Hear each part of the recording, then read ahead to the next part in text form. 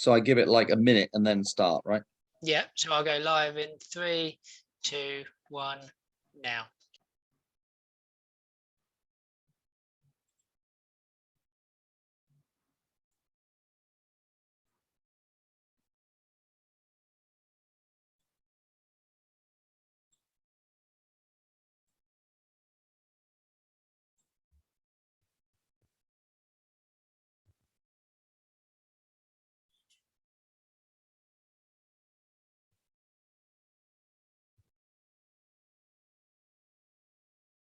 Good afternoon, everybody. I'm just going to give another 30 seconds for people to join the Zoom, and then we'll be underway.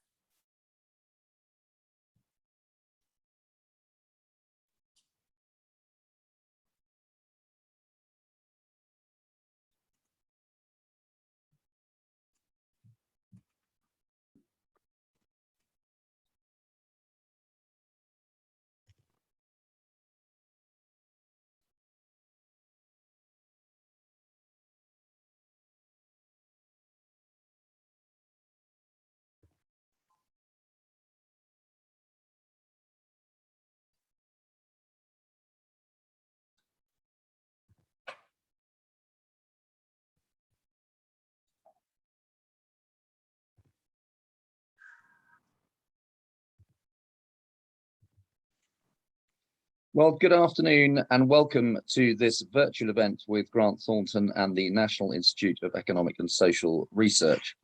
My name is Bob Wigley. I'm the chair of UK Finance, the trade body for the banking and finance industry. As the economy has now fully reopened after the global lockdown, this afternoon we're going to be exploring what this next chapter means for your businesses. The past 18 months have undoubtedly resulted in significant upheavals for all of us, and firms have had to adapt at speed. Changes that may previously have taken months or even years to introduce have had to be implemented almost overnight. So now we're returning to some sense of new normal. What are the challenges on the horizon? And amongst others, this afternoon, we'll be considering the issues of labour supplies, shortages there, supply chain shortages and inflation, building on an analysis of the economic situation, which is going to be presented by Cyril, who is the principal economist of the NIESR, and we'll come to him in a minute. He's an experienced developer of quantitative models in economics and finance, contributing to and producing a series of key models and trackers from the Institute. After forecasting macroeconomic variables for a range of countries, Cyril now focuses on forecasting the UK economy, looking particularly at the impact of Brexit, COVID-19 and fiscal policies on the economy. So thank you, Cyril, indeed, for joining me. And thank you too also to two of my colleagues from UK Finance, who I'll briefly introduce and then get them to introduce themselves when we come to their sections. But Paul Chisnell is our Director of Sustainability. He will be discussing the very major undertaking of work that we're doing around the green agenda as we head towards COP26. And then our Director of Technology and Digital Policy Delivery, Jonathan Middleton, who will be talking a little bit about how the pandemic has accelerated digitization and how he sees things going forward. And we'll also, I hope, have good time to deal with some of your Q&A, which I would encourage you to put in the Q&A function, and I will try and get through those in due course, as many as I can. So with that introduction, let me hand over to Cyril, who's going to take us through some slides and his expert insight on the UK economic outlook. Cyril. Thank you very much, Bob. So yeah, this talk is entitled "The Recovery Hit by Supply Constraints," and so I will go through sort of three main themes. So the first one is the global supply chain issues, then the labor shortages issue, and the energy crisis. So if you go to the next slide, please. Yes. So briefly, we've revised up our forecast in August for GDP growth from 5.7 to 6.8%, and that's mainly thanks to the successful vaccination program, which has sort of removed one of the key downside risks related to the pandemic. But now, as all the industries have reopened, the question is, how fast can the economy carry on growing in light of those three issues that I have just highlighted. So if we move to the next one, so in the short term, there is an economic rebound. So GDP growth on the next slide, please. Yeah, thank you. So the ONS just revised this morning its estimate for GDP growth in the second quarter to from 4.8 to 5.5%. So that was sort of the news that sort of the reopening was happening at pace as all of the industries were reopening. But the bad news is that we are hitting some supply constraints much earlier than we had expected.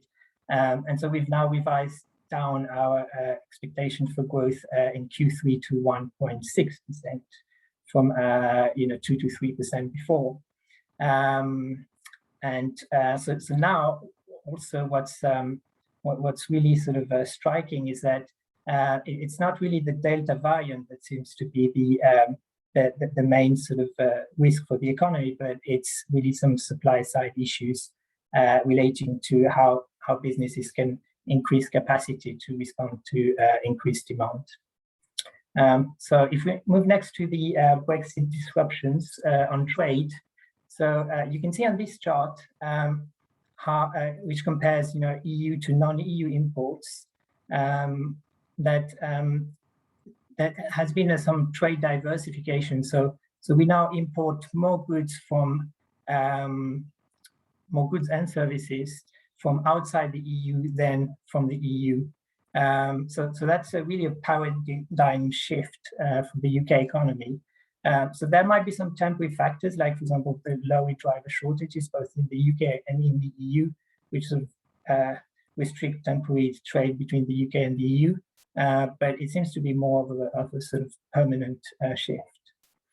So in terms of our sort of longer term forecast, so we expect after growing by 6.8% this year, the economy to grow by 5.3% next year. So it's still very robust growth, and that's because the fundamentals of the economy are good. So you have essentially a lot of savings that households have accumulated, that we would expect them to spend in the years to come, and in particular next year. So GDP would return to pre-pandemic level in the first quarter of next year, but there will still be some sort of scarring effect from the pandemic. So we expect sort of GDP to stay sort of below the pre-pandemic trend forever, essentially, until the end of our forecast horizon. Sorry. So now moving on to the first topic of concern is the labour market. So at first glance, the picture looks very good. So you've had a sort of what I call a U-shaped recovery in the labour market, where sort of payrolled employees, so that's the line in red, have now sort of surpassed the pre-pandemic level of February 2020, and there were plus more than 1 million vacancies. So the labour market has recovered very quickly, but it has also sort of put some stress on some sort of jobs and businesses where there's really a skills mismatch between sort of the employees available and what businesses really need in a sort of post-pandemic environment. So looking then at earnings, our latest analysis from our sort of a wage tracker, which is an analysis we publish every month, shows that even though sort of headline wage growth was more than 8%, if you sort of cut off the base effect that comes from the fact that then last year, because of the furlough scheme, sort of there was a cut in average wages. actually underlying earnings growth is at a robust 4.1%. So which means that it's slightly above pre-pandemic level, but it's still reasonable. So it's you don't see a very sort of strong wage pressure. But that's the situation at the moment. And there's clearly a risk that as consumer prices increase very fast, that wages will sort of follow through as wages are sort of renegotiated periodically. Moving on to the labor shortages. So we did an analysis on people who are the number of people who are on vacancies and the number of people on furlough by industries. So if in an industry you have more vacancies than people on furlough, so this suggests that there is some labor shortage, and conversely, if there's more furlough than vacancies, then there's excess labor. So we find that there's labor shortages in health and social, finance and public administration. So this is sort of an aggregate picture, and of course you have to look, in sort of more detail of which industry you have the sort of the skills mismatch. But clearly there is a story here of sort of an inadequacy of the labor force with the demand from sort of the new jobs post-pandemic. And if we focus particularly on lorry drivers, so if, this chart here shows the daily traffic, and so in red it's for the HGV vehicles, and in blue and sort of a gray is the other vehicle. So what you can see is that HGV traffic is higher than pre-pandemic levels. Which means that it's not just that we have sort of fewer drivers than before. It's just that the demand has increased, but you don't have enough supply of drivers to fill in this demand. And of course, it takes time to recruit people, and it's quite difficult to recruit them from the EU because of Brexit. Even though, of course, there's been a temporary sort of visa easing for this category of jobs. So moving on to supply chain issues. So the first thing to note is that it's really a global problem, not just a UK one. So essentially it's driven by the fact that you have a global recovery, which we should have expected, but it's still, surprises some businesses and economies. You have the increased use of e-commerce and good purchases. Also, you have some pandemic-related restrictions. So, for example, the fact that you have to quarantine when you get in and out of some countries. There's lean manufacturing. So the just-in-time manufacturing means that you don't have a lot of inventories. And also the difficulty to increase capacity in shipping, be it sea, air, rail, or road. And so all those factors essentially have exposed the limits of the global supply chain process. The fact that it's not robust enough for the situation we're in. And so that leads to surging prices, long delays, and production slowdown ultimately. So really in international shipping, you have no more spare capacity. So, the largest sort of largest sort of shipping method is by boats.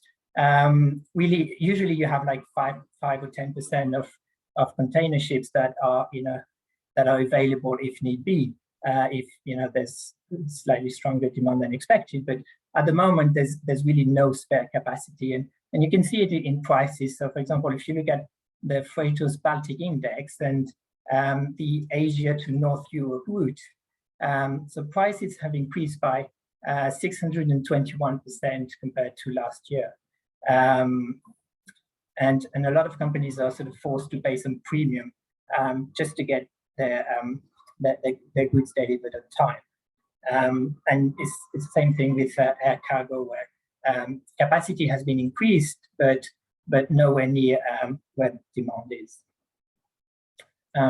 So, yeah, another way of looking at this supply chain issues is by delivery time. So if you look at China to US ocean freight time, it has increased from around 40 to 45 days pre-pandemic to now 73 days. And those supply chain issues are likely to last until well into 2022. That's because we are entering the peak season with that will culminate in at the end of year celebrations and Christmas, and even next year in February there's also the lunar season in early February. So which we know will be a stress on China. So that means this situation is unlikely to sort of improve until sort of well into 2022. But all these sort of supply issues and labor shortages, of course, have a direct impact on inflation. And so inflation has surged from 0.2% in February to 3.2% in August, driven by higher input producer prices, which is the line on the black here, which went up by 110% year on year.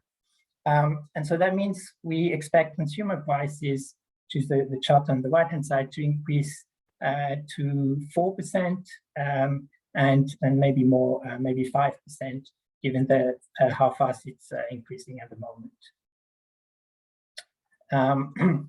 So what will the Bank of England do about it?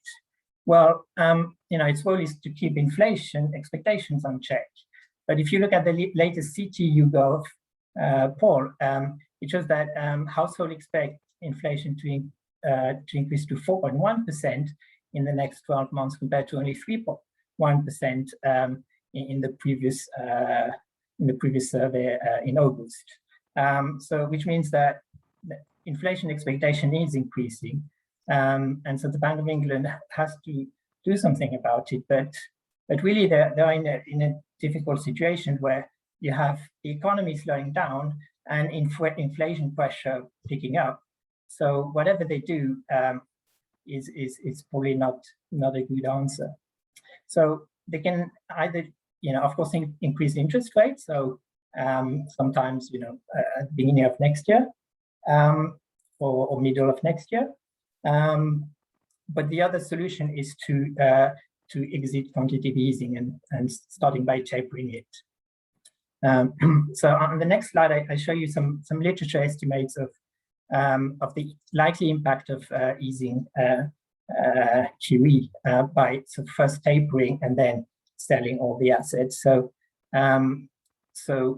we find out from the literature that if essentially if the Bank of England were to sell all its assets, it would increase sort of a 10-year bond yield, by up to 2.2 percentage points. So that's a very big monetary contraction, and therefore, the Bank of England really should start early this journey, because we don't really have a lot of experience about what the impact is of this process, but it has to be done, and sooner the better. So to conclude, I would say that all industries have reopened, but businesses really have some difficulty in increasing their production capacity because of recruitment and skill issues, global supply chain, and also the emerging energy crisis, which I haven't touched upon yet. So all this means higher prices, and the question is, what will the Bank of England do about it? Because if it tightens monetary policy to keep inflation on check, then it will slow down the recovery that's already waiting. So back to you, Bob.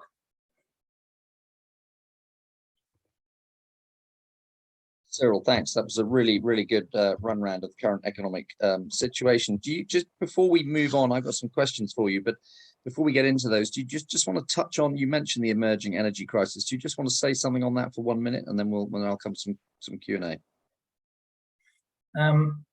Yes, I mean, so we have some sort of quantitative estimates of, for example, what's the rise of what's the impact of the rise in crude oil price and the direct impact on higher prices and sort of how much it will slow down GDP. So we could pick up those numbers, but they really would be sort of a bit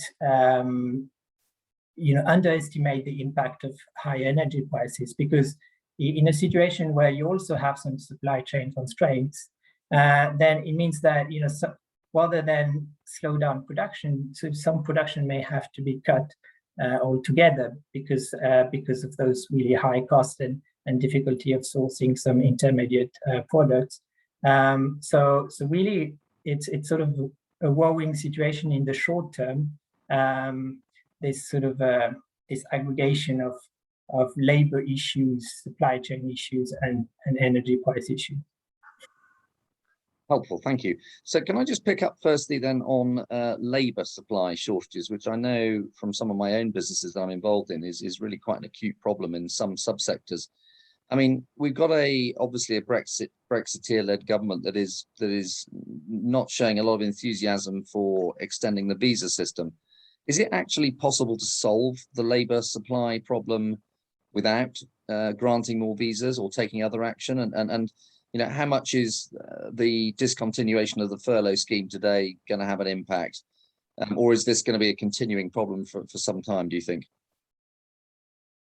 Thank you. So, I mean, on the visa issue, my view is that, that the government responds to sort of business requests. So, if the situation becomes bad enough, then the government will grant some visa for sort of more immigration in those sectors. So it should be resolved. But the problem is that it makes a temporary crisis sort of linger on for longer, and so it makes the outlook for the second half very difficult. And of course, higher wages should induce more people to move in sectors where there are some labor shortages, but it takes some time, months or years, to recruit people and to upskill them. So it's really a situation that's likely to last. And also, immigration is fine if you have a pool of people available to come from other countries. But for example, the lorry driver crisis, you have also shortages in the EU. So I'm not sure it will help very much by giving more visa because of that. And in terms of the furlough scheme, so in our previous forecast, we estimated that there would be an increase in the number of people unemployed by around 150,000 because of the end of the furlough scheme. But the latest data show that there isn't much of an increase in redundancies because of the end of the furlough scheme. So it's likely that you have to give some notice before people get redundant. So it's likely that the end of the furlough scheme will not have much of an impact on either unemployment or the sectors that require some extra work. And there might also have been some sort of a bit of abuse of the scheme, where we may find out that at the end some of the people who were furloughed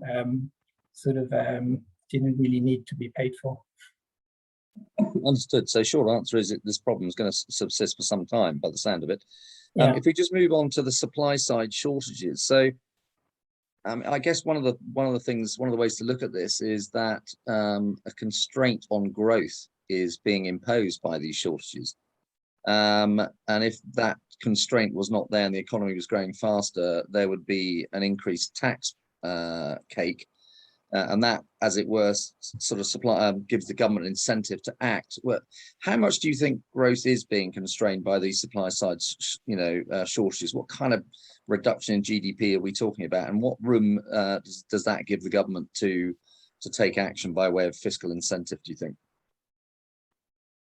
Okay, so I mean, you can see that, you know, the economy was growing at, you know, 5.5% in the second quarter, and I think there was still like a shortfall of GDP compared to pre-pandemic level of 4%.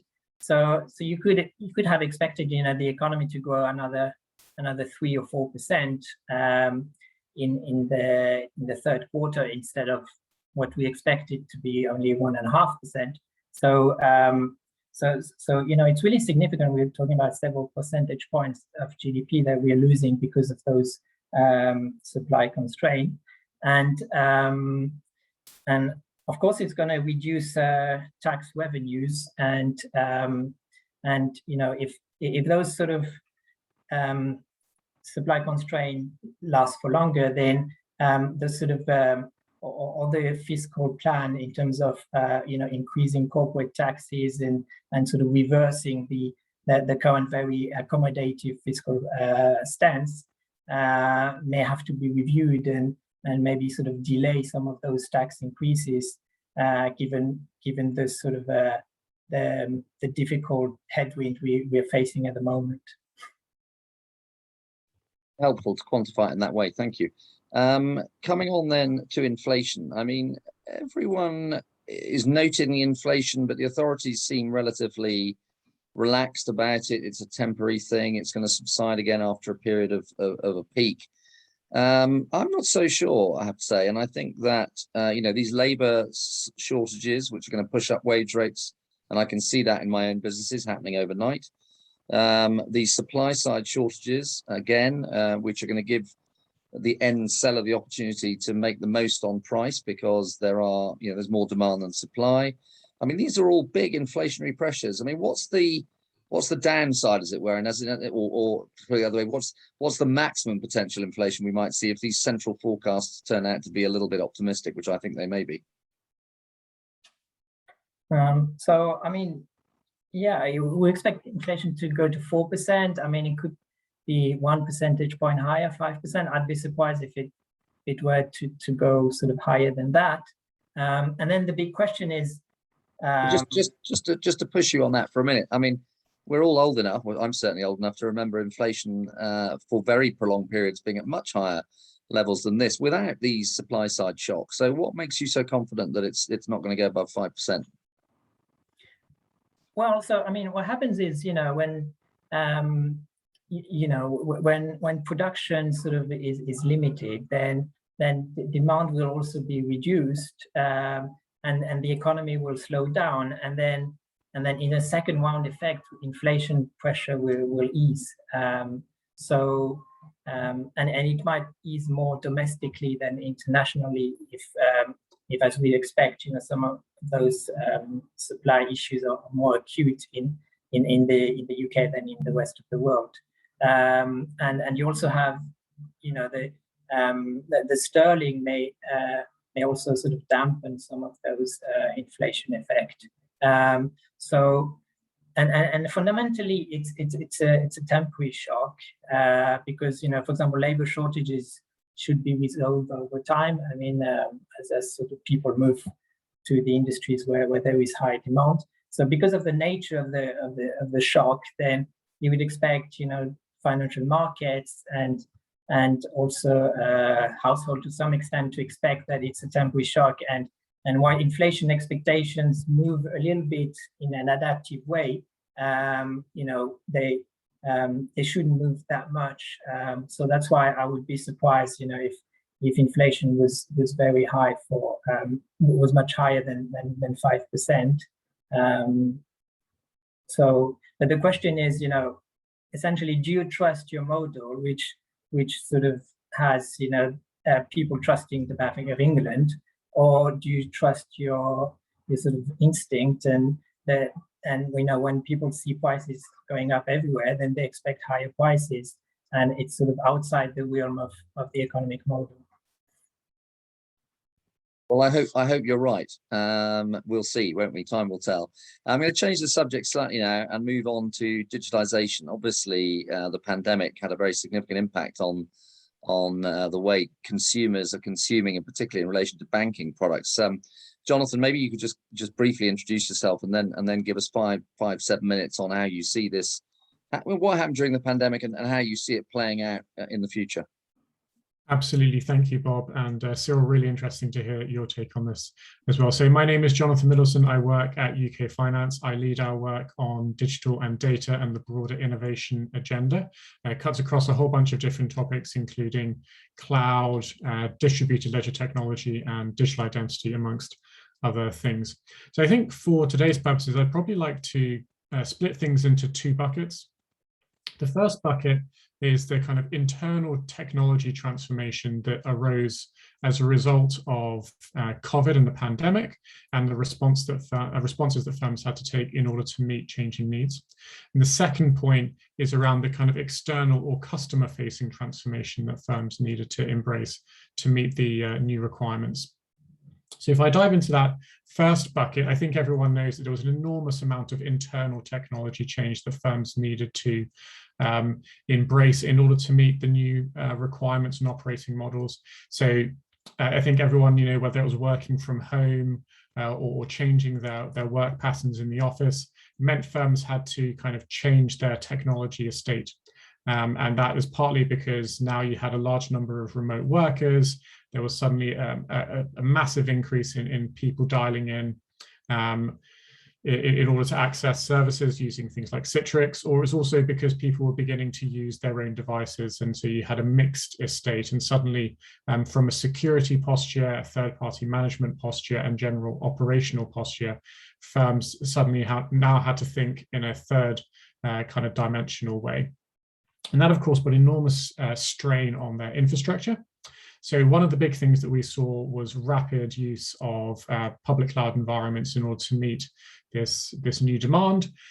So public cloud often has the advantage of in terms of its elasticity, which allows you to kind of increase in a far easier way to meet new demand. So one of the big things that happened was this focus on use of public cloud for kind of elasticity at an infrastructure level in order to meet the needs of staff working remotely using either their own devices or corporate devices from a remote location. So that's one of the big things that I expect to continue into the next year. So to give you one particular stat, Netflix, which I think we all tend to recognize as a forward-thinking technology-based organization, it's quite nimble and agile by default.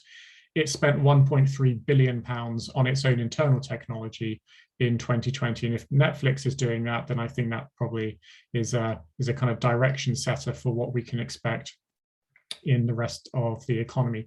And as we move back now into a kind of hybrid working environments where flexibility is still likely to be a feature of many environments, I think firms will need to continue to embrace technology change in order to meet this need. So even really small things that might seem small, like including bandwidth for Wi-Fi in offices. I think if people are using laptops so they can work at home and in the office, suddenly you get a big Wi-Fi demand in the office. So firms are going to need to be investing in all of this. And that, of course, brings with it additional considerations and challenges from a cybersecurity perspective, data protection perspective, and resilience perspective. I think linking this back to what we heard from Cyril earlier, particularly thinking about the fuel crisis recently, there is an increased focus by government on the overall resilience of the economy. And this comes both from a day-to-day perspective, but also comes from a national security perspective. So I think government is going to be increasingly focused on resilience overall, and technology is a core component of that. So they'll be looking across the economy to understand how technology fits into their resilience strategy. So that's kind of big pillar number one, which is huge amounts of internal transformation, use of cloud for elastic purposes to support the infrastructure of working from home. The second piece, which this then feeds into, is how consumers were supported and how firms had to respond to consumer demands around digital and data during the pandemic.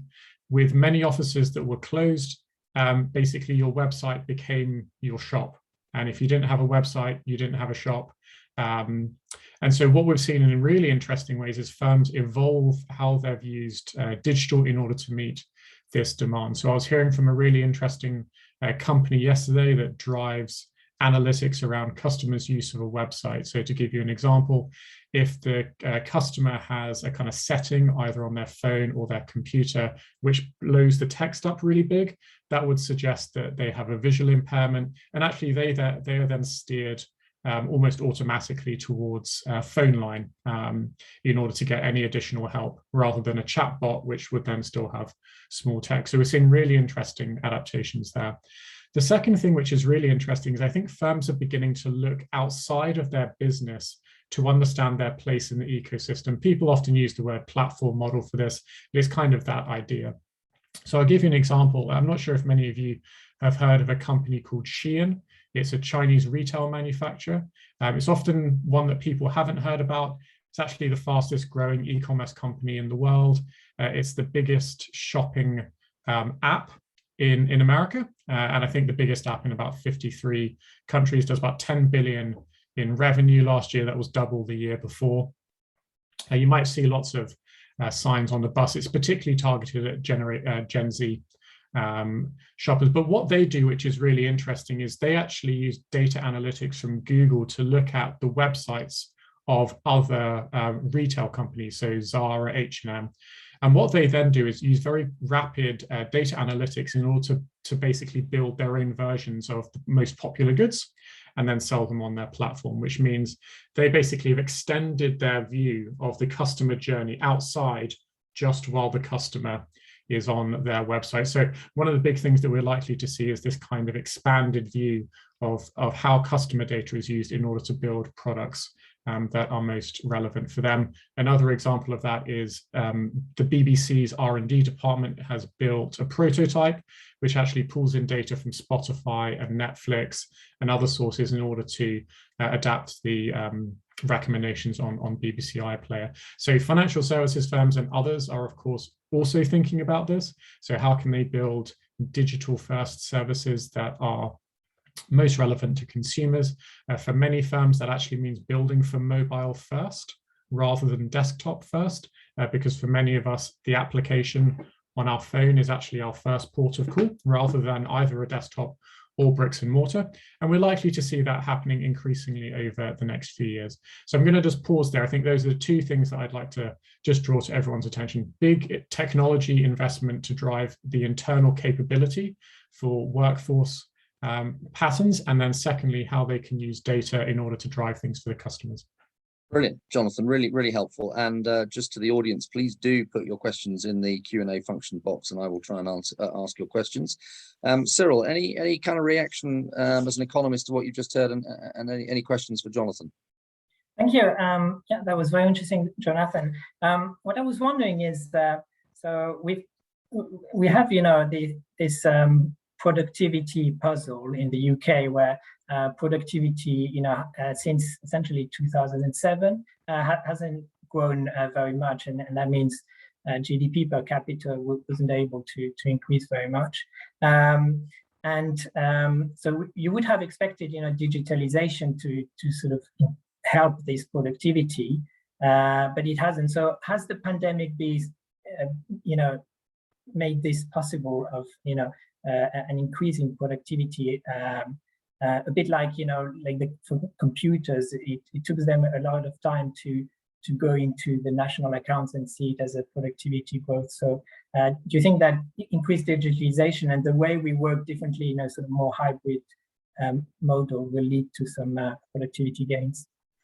Yeah, quite possibly. I mean, while I'm not an economist, I'm going to hazard the guess that actually we're likely to see increased productivity in certain ways.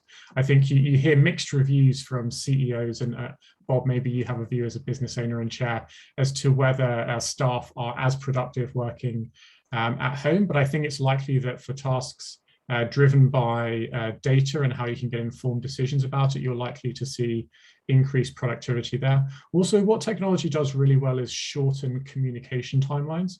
So Shein is a really interesting example. It's actually called real-time fashion. We've had fast fashion, now we're into real-time fashion, because what Shein does is it can look at what popular items there are and actually have them pumped out of its factory in a couple of days. And then it's straight on to the apps and straight to customers. So it kind of almost takes the customer into the factory and removes all of the people in the middle. So in terms of actually driving decision making, reducing communication gap, you're likely to see some kind of productivity gains there. That would be my hazard as a guess. Yeah, and I think whilst I know some people of the view that productivity per hour, as it were, worked at home may be lower than if you're in the office, I'm actually not myself convinced of that. And I think the very fact that many people would spend between an hour and 3 hours commuting a day, that they're no longer spending commuting or indeed traveling to and from physical meetings that they're not now doing, will increase productivity because there'll just be more hours worked. So I don't know how that fits into the definition of productivity, but I think in fact it will increase productivity. So I'm going to move on now, if I may, to Paul. Paul, you might just introduce yourself and tell us a little bit about how you see ESG running out in the next few months in the lead up to COP26, and perhaps some of the work that you're doing to make sure we have a very productive conference and an agreement after that conference. Thanks, Bob. And I'm Director of Sustainability at UK Finance. My whistle-stop overview of climate risk and green finance and sustainability, in fact, would start with Mark Carney's Tragedy of the Horizon speech, because it's now 6 years and a day since he delivered that to the Lloyds of London. And that was a light bulb moment for many, because we were still talking about, do we think there is such a thing as? And we've moved on considerably since then. In that, of course, he did look ahead to setting up the Michael Bloomberg Task Force on Climate-Related Financial Disclosure, the TCFD. And of course, many banks and financial services companies started working on their recommendations from day one, but it was always recognized that they take 4 or 5 years to implement. So that's coming to fruition. He also, and I think this is interesting, he set out the model for climate risk that he wanted to be followed, making the distinction between physical risk and transition risk within traditional banking risks, that of course found its way into PRA Supervisory Statement 319 at the start of 2019, with Sam Woods writing a Dear CEO letter the 1st of July last year, where he underlined that supervisory expectations, well, there was a real expectation that firms will have fully embedded climate risk considerations across the firm by the end of this year.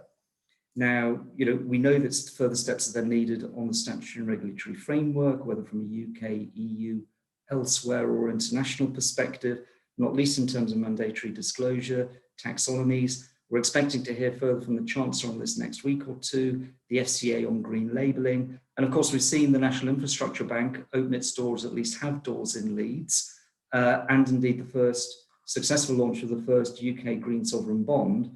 And I think this speaks to the alignment of climate objectives to the COVID-19 economic recovery measures and building back better when we think about infrastructure spend. And then we've got, I think, the new kid on the block, and that is the Net Zero Banking Alliance, NZBA, and that fits within the Glasgow Financial Alliance for Net Zero, GFANZ. And given this idea of a global commitment statement was only really formed early this year, I think it's quite remarkable that by the time of launch date, 21st of April, the day before the Biden Earth Summit, 43 banks from 23 countries signed up, a further dozen added by London Climate Action Week, and no doubt that will rise by COP26 in number. By the way, UK's largest lenders are in that grouping, and indeed 21 out of the 25 are UK finance members, worth mentioning that.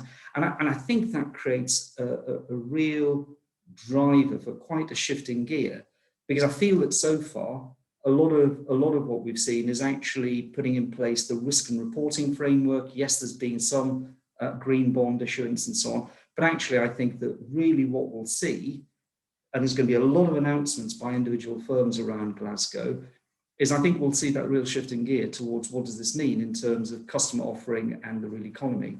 And so really just to round it off, I think that UK Finance absolutely supports firms, if they're ready, making global Scope 3 emissions commitments under NZBA, all firms embedding climate responsibility into governance and strategy, not just risk and reporting. Certainly we would call for that being undertaken in both an orderly and a just way. And indeed, I should probably mention on this call that we are very much supported in principle for the International Sustainability Standards Board, and they're looking to try and bring some global coherence to ESG reporting. Thank you, Paul. Really, really helpful. I don't know whether, Cyril, you have any comment or question on that. I have one, if you don't. No, go for it. Thank you. So I hear a lot from our members concerns about what's known as the taxonomy, the kind of dictionary of terminology used in relation to ESG, and which will obviously be used in the rules and legislation.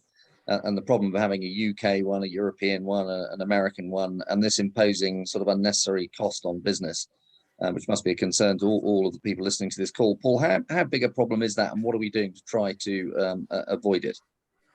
I think it's a huge issue, and that's why I think you do hope that the creating a global sustainability standards board can try and bring some coherence here. But there's a real politic, isn't it? And therefore the EU is more advanced than others, but the US is not simply going to adopt what the EU are doing. China has a taxonomy. I think Singapore's developing a taxonomy. And then those that argue for a single taxonomy are actually often saying something quite different, in that if we look at the EU taxonomy as it stands, it does a great job at defining green for applying to green product when you're selling something that has ESG credentials. So you want to make sure it delivers what it says on the tin. What it's not good at is if you then overextend the purpose of that taxonomy and say this applies to all economic activity, because it doesn't speak to whole economy transition. And therefore, you can have one taxonomy so long as it does the right thing and it only sticks to what it was meant to do, or invariably you might need more than one to make sure that actually these things are purposed properly. You can have the same underpinning, it's about the filters that you can then apply. Really helpful, thank you. I've got one question from the audience for you, Cyril, if I may.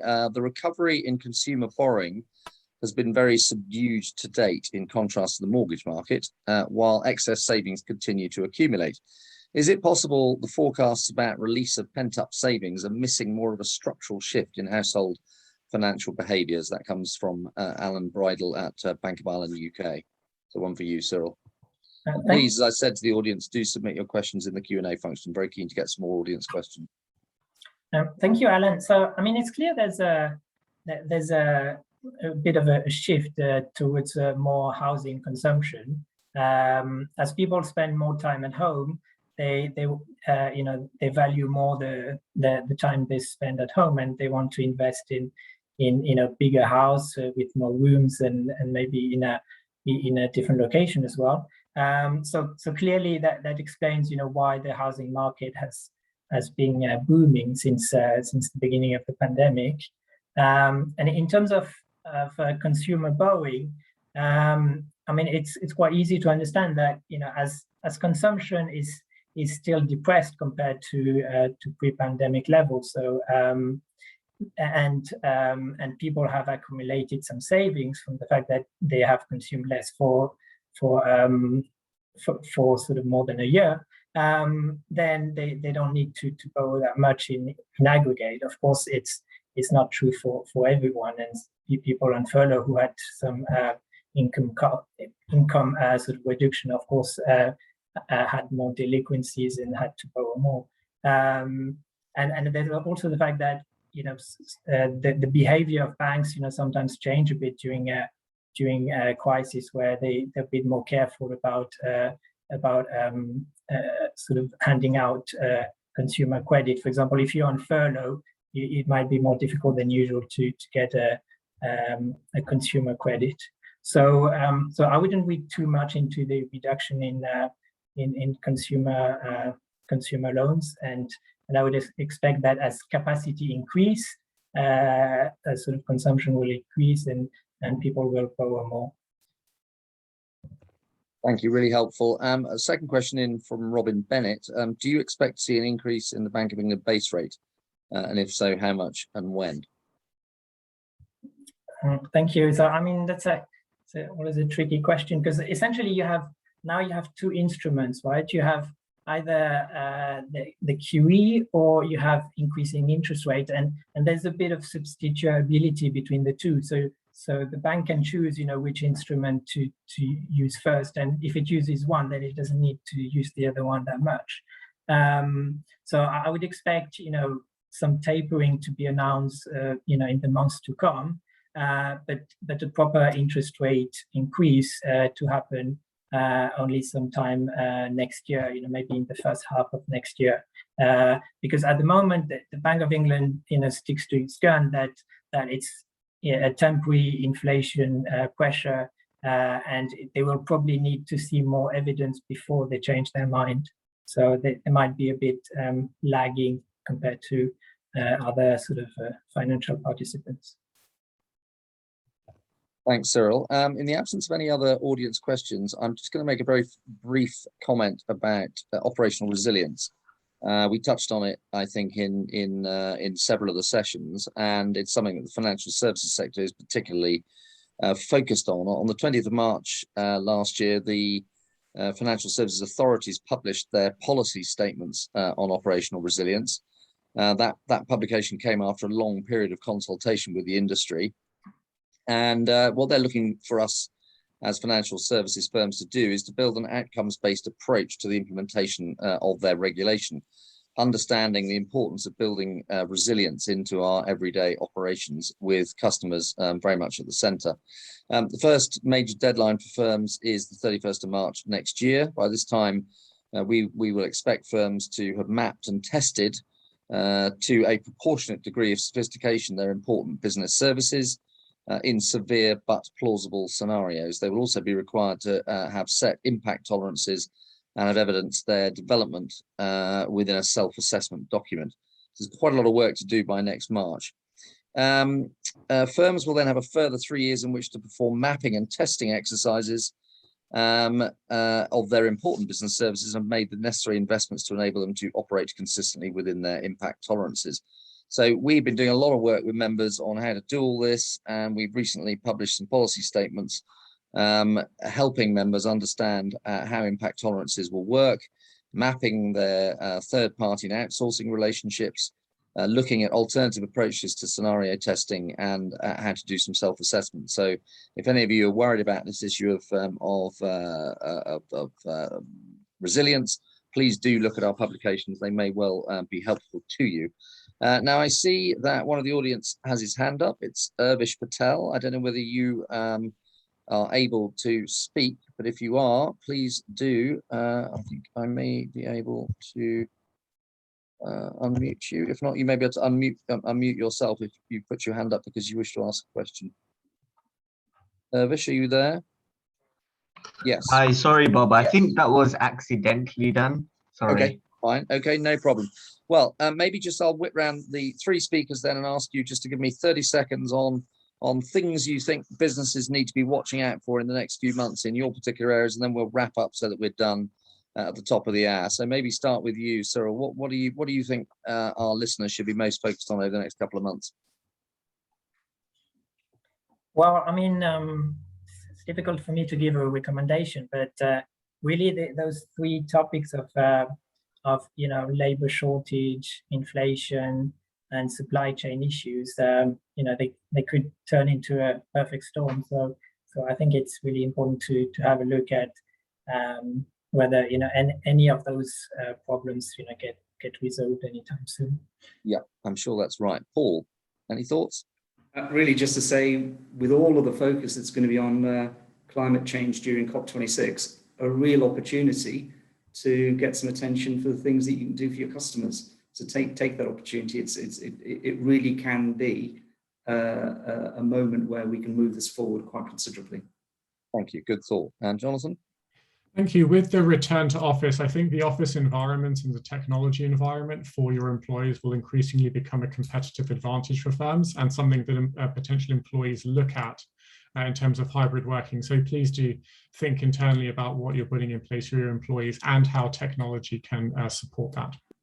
And perhaps how that's going to change as Generation Z becomes a bigger part of the workforce, obviously a subject of particular interest to me. So with that, can I thank our panelists, Cyril, Paul, and Jonathan, for joining us and giving us their insights. Thank you to all of you for joining us.